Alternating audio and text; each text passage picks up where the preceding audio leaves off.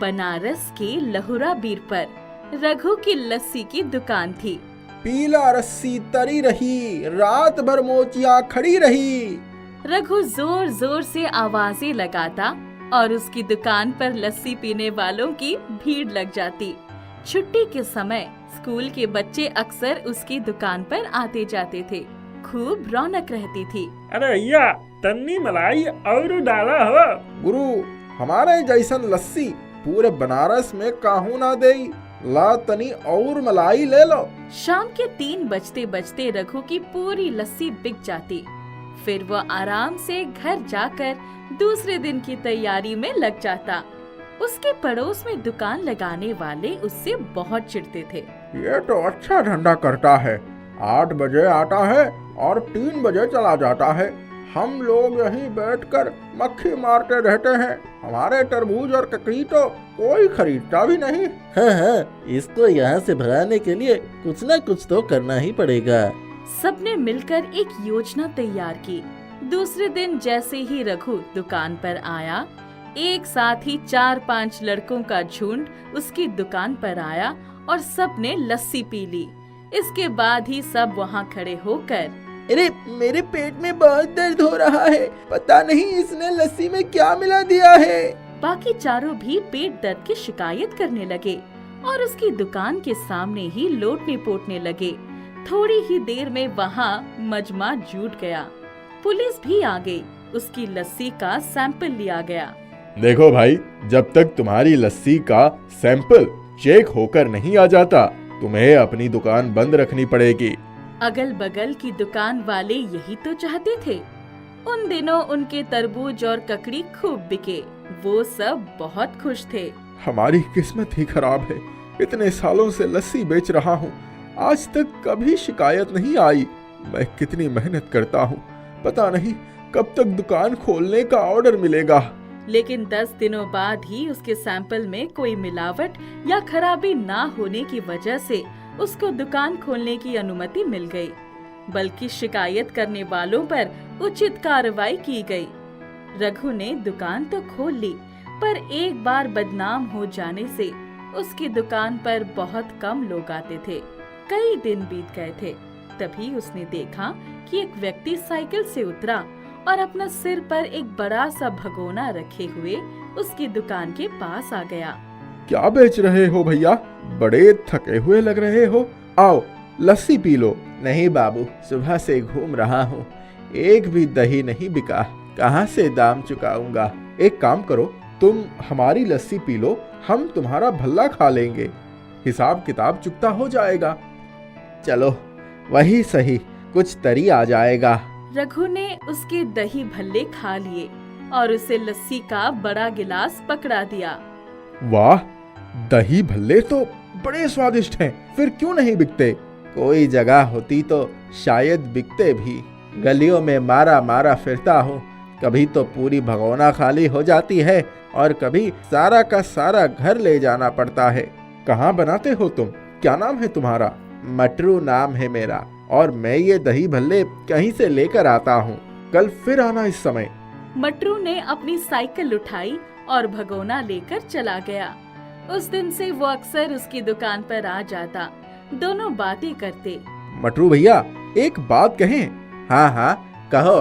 तुम एक काम करो, हमारे दुकान पर ही अपनी दही भल्ले रख दिया करो, मैं ही इन्हें बेच दूंगा। तुम्हारा जो भी पैसा इसे खरीदने में लगता है हमसे ले लेना। वाह भाई, तुमने तो मुंह की बात छीन ली। हम तुम्हारा ये एहसान कभी नहीं भूलेंगे। उस दिन से रघु ने अपनी दुकान पर दही भल्ले बेचने शुरू कर दिए। दही भल्ले इतने स्वादिष्ट होते थे कि दुकान चल निकली। मटरू रोज दही भल्ले लेकर आता और रघु को बेचकर चला जाता। छुट्टी के समय बच्चों की भीड़ लग जाती। रघु के पास दही भल्ले की वजह से बहुत ग्राहक आने लगे। एक दिन, मटरू, जहाँ से दही भल्ले लेते हो उससे पूछो कि ये दही भल्ले कैसे बनाता है, फिर हम लोग यहीं बना लिया करेंगे, तुम्हें भी आसानी हो जाएगी।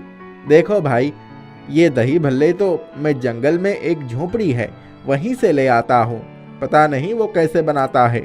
मैं उसको बता देता हूँ कि मुझे कितनी दही भल्ले चाहिए और पैसे दे देता हूँ। मेरे भगोने में दही भल्ले भर जाते हैं।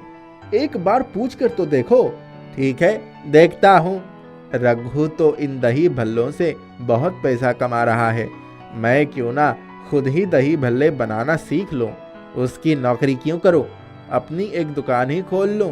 मेरे पास भी रघु की तरह अपनी दुकान हो जाएगी। यही सोचकर वो दूसरे दिन जब जंगल में झोपड़ी के पास गया तो उसने पहले की तरह ही पैसे और भगोने रख दिया और पिछले दरवाजे से झोपड़ी के भीतर चला गया। अंदर जाकर उसने देखा कि झोपड़ी तो बिल्कुल ही खाली पड़ी थी। न वहाँ कोई बर्तन था, न ही कोई आदमी। बस एक ही दही भल्ला आले पर पड़ा हुआ था। उसको देखते ही, क्या देख रहे हो मटरू?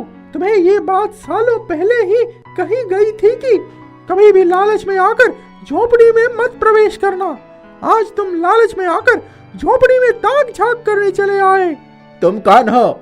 मैं जादुई दही भल्ला हूँ, पर अब मैं तुम्हें दही भल्ले नहीं दे सकता। यहाँ से आखिरी बार भल्ले लेकर चले जाओ और कभी भी अपनी शक्ल मत दिखाना।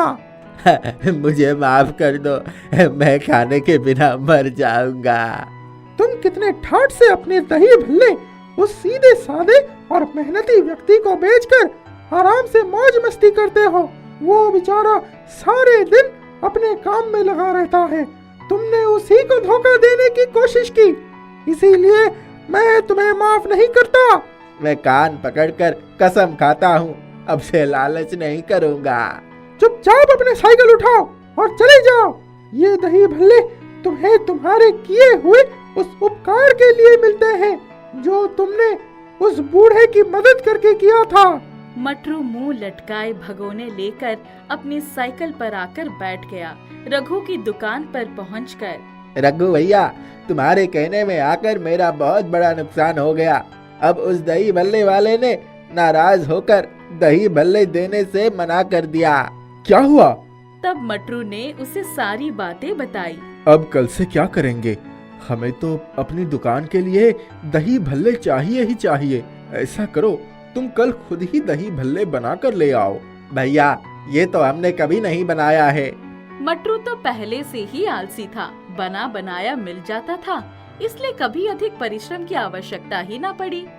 ठीक है, मैं ही कुछ इंतजाम करता हूँ। दुकान बंद करके वो अपनी साइकिल पर बैठकर जंगल की तरफ चल पड़ा। जाते जाते वो उसी झोपड़ी के पास पहुंच गया। उसने देखा कि झोपड़ी के सामने एक मेज रखी थी। वहाँ एक बूढ़ा असहाय अवस्था में बैठा था। अरे कौन हो तुम और इस जंगल में क्या लेने आए हो? रघु ने बूढ़े को अपनी सारी समस्या बताई। अच्छा, तुम उस झोपड़ी की साफ सफाई कर दो और मुझे नहला धुलाकर साफ कपड़े पहना दो। मैं कितने दिनों से नहाया नहीं हूँ, मुझसे उठा नहीं जाता। रघु ने खुशी खुशी उसके बताए सारे काम कर दिए। बूढ़ा बहुत खुश हुआ। कल से तुम्हें जितने भी दही भल्ले चाहिए होंगे यही मेज पर पैसे रख देना और एक बार कह देना मेरे भल्ले दे दो। बस ये ध्यान रखना कि जो गलती तुम्हारे साथी ने की वो कभी मत करना। कभी झोपड़ी के भीतर जाकर कुछ जानने की कोशिश मत करना। रघु ने उस बूढ़े आदमी के पैर पकड़ लिए। बाबा, मुझे आम खाने से मतलब है, पेड़ गिनने की क्या जरूरत? तुम एक मेहनती और ईमानदार आदमी हो, अब जाओ। रघु सीटी बजाते हुए घर आ गया। दूसरे दिन सुबह सुबह ही वो जंगल की तरफ गया और ढेर सारे दही भल्ले लेकर चला आया। पर उसके बाद से उसने बूढ़े आदमी को कभी न देखा। रघु की दुकान अब बहुत बड़ी हो गई थी। मटरू के बहुत गिड़गिड़ाने पर उसने मटरू को अपनी दुकान पर रख लिया था। काम बढ़ गया था, इसलिए उसे आदमियों की जरूरत भी थी। इसलिए कहा जाता है कि सच्चे और ईमानदार आदमी हमेशा सफल होते हैं और लालची आदमी को कभी सफलता नहीं मिलती। रामलाल बनारस में गंगा के किनारे बनी एक झोपड़ी में रहता था। वह कचौड़ी गली के एक नुक्कड़ पर अपना गुपचुप का ठेला लगाया करता था। उनके विवाह के 5 बरस हो गए थे, पर रमिया की कोई संतान ना थी। वो बहुत दुखी रहती थी। उसकी पत्नी रमिया और वो दोनों मिलकर गुपचुप बनाते और दोपहर 3 बजे घर से रवाना होते। 5 बजते बजते उनका ठेला तैयार हो जाता। उसके गुपचुप काफी चटपटे होते, इसीलिए काफी लोग उसी के ठेले से गुपचुप खाते थे। रामलाल किसी ग्राहक के आने से पहले ही 2-3 गरीब बच्चों को गुपचुप खिला देता। ये उनका रोज का नियम था। रामलाल सोचता थोड़े पैसे इकट्ठा हो जाए तो एक दुकान ही ले लेता। रोजाना गंगा में स्नान करते वक्त यही प्रार्थना करता कि हे गंगा मैया, मुझे एक संतान और एक दुकान दिलवा दो। एक दिन जब उन दोनों ने अपना ठेला लगाया ही था और गरीब बच्चों को गुपचुप खिलाकर खड़े ही हुए ही थे कि तभी रमिया की नजर कुछ दूर पर ही खड़े 2 बच्चों की तरफ पड़ी, जो बड़ी लालसा से उनके ठेले की तरफ देख रहे थे। रमिया ने उनको पास बुलाया। तुम लोग यहाँ क्यों खड़े हो?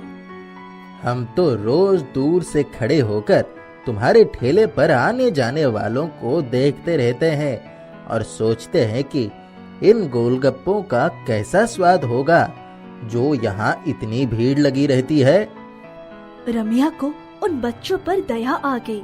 उसने रामलाल से कहा, चलो आज इन बच्चों को भी जी भर के गुपचुप खिला देते हैं। उनकी आत्मा तृप्त हो जाएगी तो समझ लेंगे हमारी बिक्री भी हो गई। आज थोड़ा कम कमाएंगे। रामलाल ने मुस्कुराते हुए उन बच्चों को एक एक दोना पकड़ा दिया और गुपचुप खिलाने लगा। बच्चों ने खूब छक्कर गुपचुप खाए और बहुत खुश होकर वहाँ से चले गए। उसके बाद रात के 11 बजने वाले थे।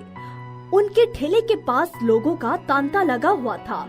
रामलाल को सबसे बड़ी हैरानी इस बात की थी कि गुपचुप भी खत्म नहीं हो रहे थे। वो लोग जितने गुपचुप बनाकर लाए थे, इतने लोगों के लिए खाने के बाद भी खत्म नहीं हुए। रामलाल और रमिया को कोई थकान भी नहीं हो रही थी।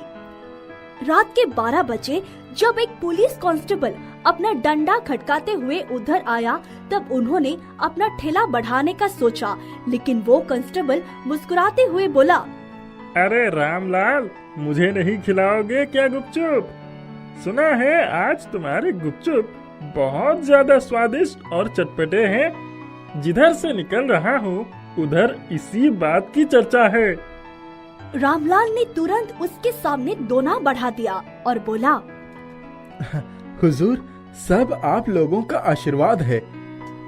वो कांस्टेबल गुपचुप खाकर जब पैसे देने लगा तो रामलाल ने हाथ जोड़कर कहा, नहीं मालिक, आज गंगा मैया की कृपा से बहुत गुपचुप है।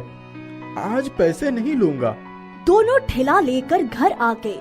घर पहुंचकर देखा तो उनकी झोपड़ी की जगह एक बहुत बड़ा सा घर था और नीचे एक बहुत बड़ी सी दुकान थी, जिसके ऊपर ही लिखा था रामलाल एवं रमिया गुपचुप वाले।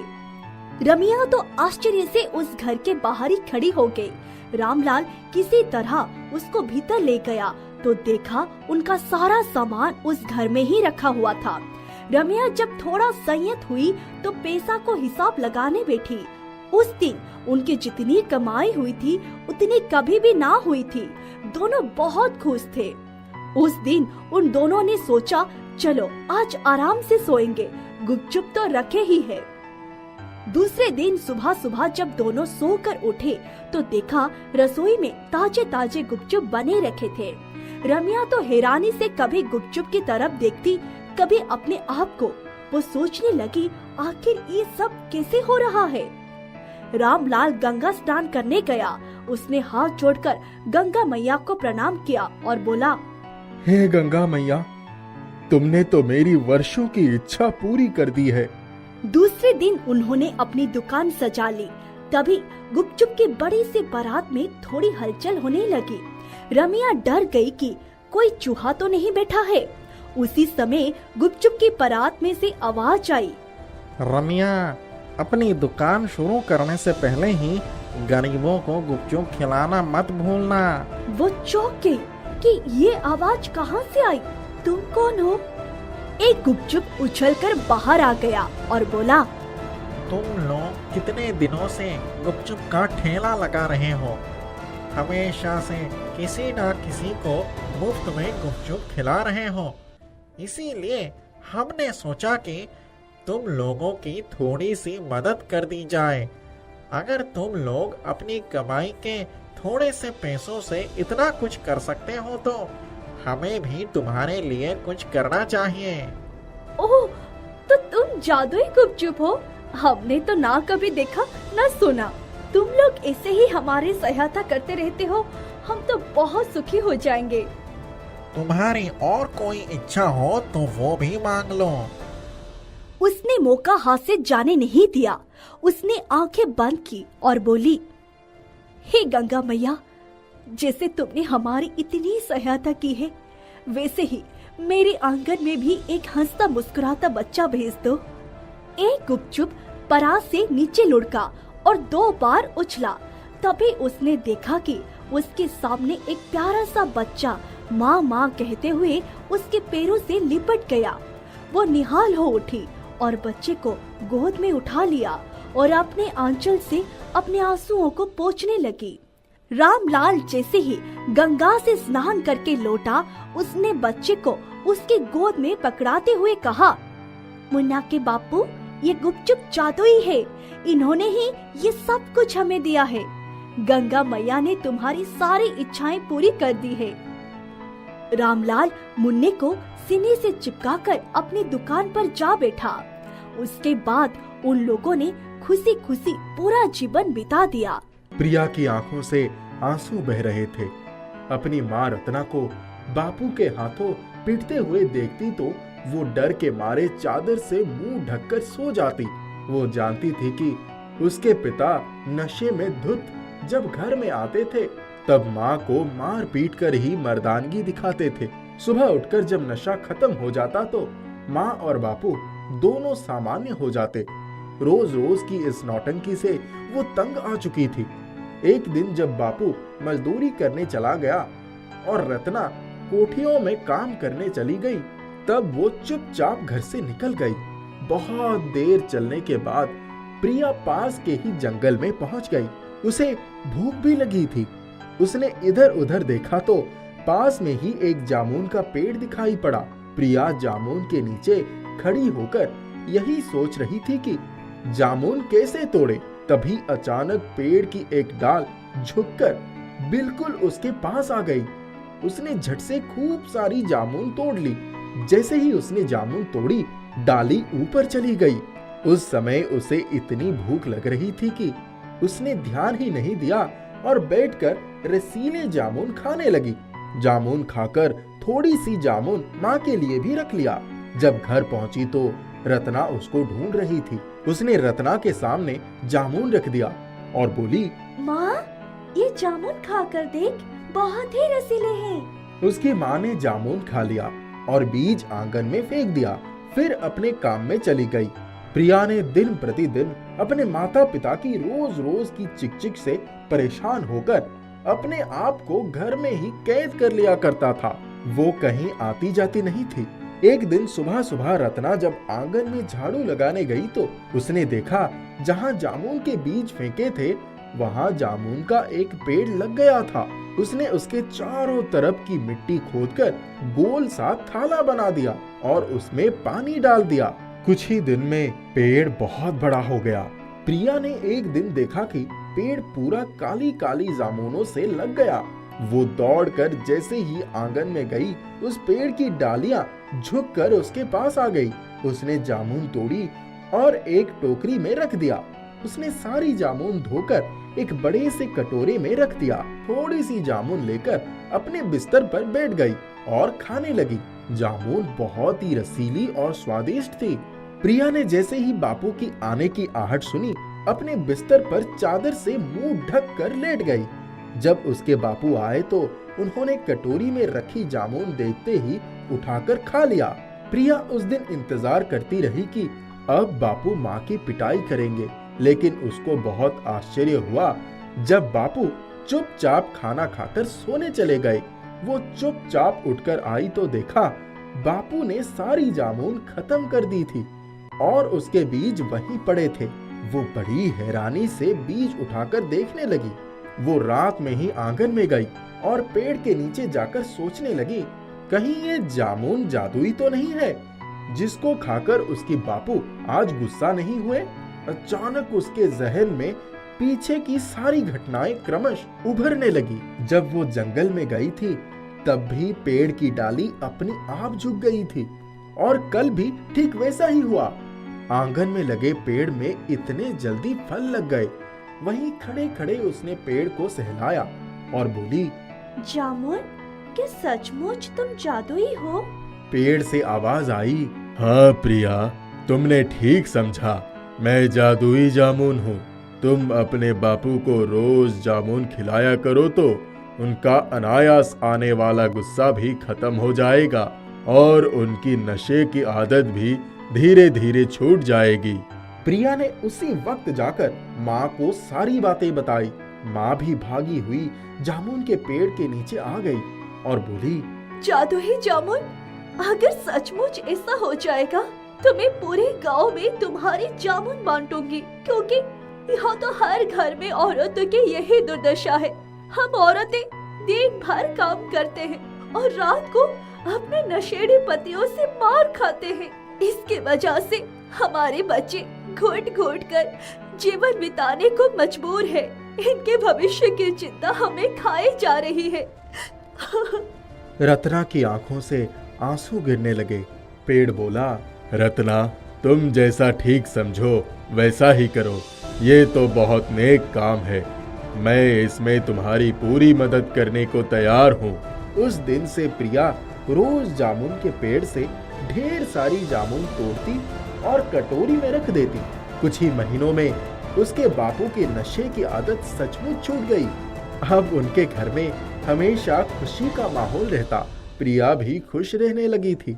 एक दिन रत्ना ने प्रिया से कहा, प्रिया, आज बगल वाले घर में भी जामुन दे आओ। काकी से कहना वंशी काका को जरूर खिला दे। धीरे धीरे वो जादुई जामुन गांव की बस्ती के हर मजदूर के घर जाने लगी। प्रिया रोज जामुन को तोड़कर सबके घर दे आती और बोल कर आती, काकी, ये जामुन काका को जरूर खिलाना। एक दिन जब नदी के किनारे सब औरतें इकट्ठा हुई थी तो आपस में बातें कर रही थी। बंशी की पत्नी बोली, मेरे पति ने तो अब नशा करना छोड़ दिया है और घर में भी बरकत आ गई है। वो बिल्कुल भी गुस्सा नहीं करता और बच्चों से भी बहुत प्यार करता है। सब औरतों ने एक साथ उसका समर्थन किया। रत्ना चुपचाप उनकी बातें सुन रही थी। उसने कहा, वह ये तो उसी जादुई जामुन का जादू है जो प्रिया रोज तुम लोगों को देकर आती है। उसने सबको सारी बात बताई। उसके बाद सारे गांव की औरतें उस जामुन के नीचे अपनी अपनी मनोकामनाएं पूरी होने की मन्नत मांगने आने लगी। प्रिया के आंगन में अब हमेशा रौनक रहती। प्रिया बहुत खुश थी। जादुई जामुन ने उसके गांव वालों की खोई हुई खुशी लौटा दी थी।